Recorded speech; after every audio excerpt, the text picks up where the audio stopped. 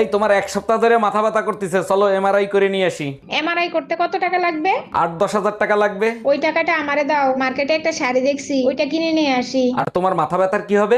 মাথা ব্যথা তো ওই শাড়ির জন্যই করতেছে। हम इसका पति है, हमको सिर्फ फांसी का सजा। এই টুম্পা, আমার 1000 টাকা হারাইছে, তুমি কি পাইছো? হ্যাঁ পাইছি, কিন্তু এখানে তো 1000 টাকা না 800 টাকা। আচ্ছা ঠিক আছে, ওই 800 টাকাই দাও। আমি পাইছি, তোমারে দিব কেন? বাকি 200 দাও। মানে কি, কিসের 200? তোমার না 1000 টাকা হারাইছে, এখানে তো 800 টাকা, বাকি 200 দিবা না? এই স্নেহা, আমার জন্য রুটি বানা দাও, আমি রুটি খাবো। মানে এখন আমি তোমার জন্য রুটি বানাতে যাব? কেন, আমার কি আর কোনো কাজ বাজ নেই? সারাদিন তোমার জন্য কাজই করে যাব। আমি এখন পারবো না। দেখো, তুমি সুন্দরী মানে এই না যে তুমি যখন খুশি যা বলবা তাই মেনে নিতে হবে, এটা ঠিক না। রুটির সাথে আর কি খাবা? চিকেন কষা করে দিই? ঠিক আছে। জীবনে ভালো থাকতে গেলে মাঝে মাঝে একটু মিথ্যা কথা বলা দরকার।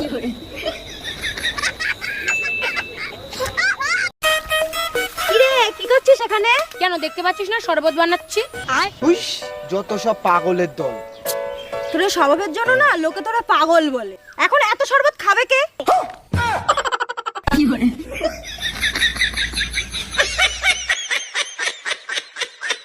জামাই 6 মাস হয়ে গেছে, মেয়ে আমার কাছে আসছে, তুমি ওকে নিতে আসো না কেন? আপনার মেয়ে আমারে রান্না করা শিখাইছে, থাল বাসন মাজা শিখাইছে, কাপড় ধোয়া শিখাইছে। দেখছো জামাই, আমার মেয়ের কত গুণ, অল্প দিনে তোমারে কত কিছু শিখাই দিছে। আমি এখন ঘরের সব কাজ করতে পারি, আপনার গুণধর্মে আপনার কাছেই রেখে দেন। হাই, আমার এই মাসে 20,000 টাকা স্যালারি চলে এসেছে। চলো শপিং এ যাই। চলো। 1 মিনিট, মা ফোন করছে। হ্যাঁ মা। এই বলছি যে মায়ের 20,000 টাকা লাগবে। কোনো দরকার নেই। মা বললো মা প্রচন্ড অসুস্থ, চিকিৎসা করাবে। হ্যাঁ মা, আমার কাছে কোনো টাকা নেই। সরকারি হাসপাতালে যেতে বলো। সরি শাশুড়ি মা, সরকারি হসপিটালে গিয়ে চিকিৎসা করান। কি? আমার মা? ইয়েস, তোমার মা। হ্যালো মা, তুমি টেনশন করো না, আমি এখনই টাকা নিয়ে আসছি।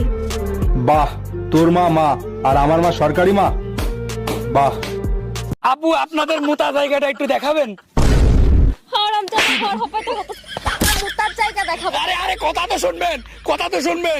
মোটা জায়গা মানে আমি বলতে চাচ্ছি যে আপনাদের টয়লেটটা একটু দেখাবেন।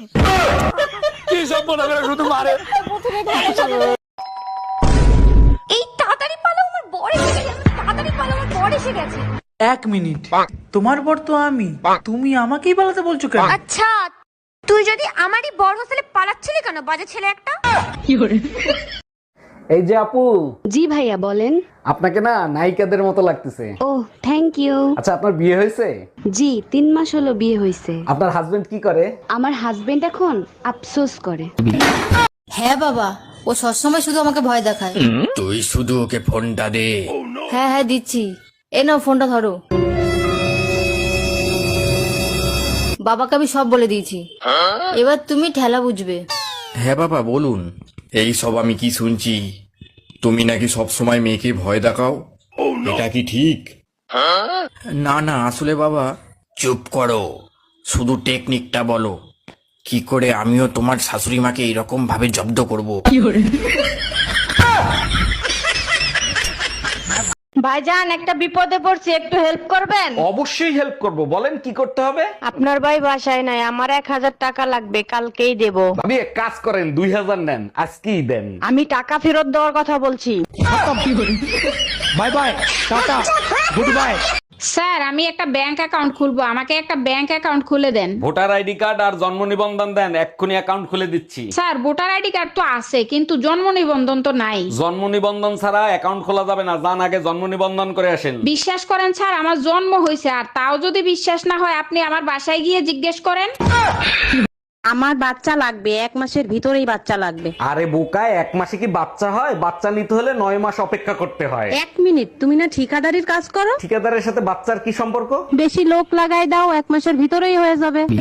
তোর সংসার নেই, তুই থাক, গেলাম আমি বাপের বাড়ি। যাও, কিন্তু যাওয়ার আগে সুমন ফকিরের 600 টাকা দিয়ে যাইও। কিসের টাকা? আমি তো তার কাছ থেকে কোনো টাকা ধার আনি নাই। তোমার জন্য একটা তাবিজ আনছিলাম, বলছিল তাবিজে কাজ করলে টাকা দিয়েন। কি, তুই আমারে তাবিজ করছিলি?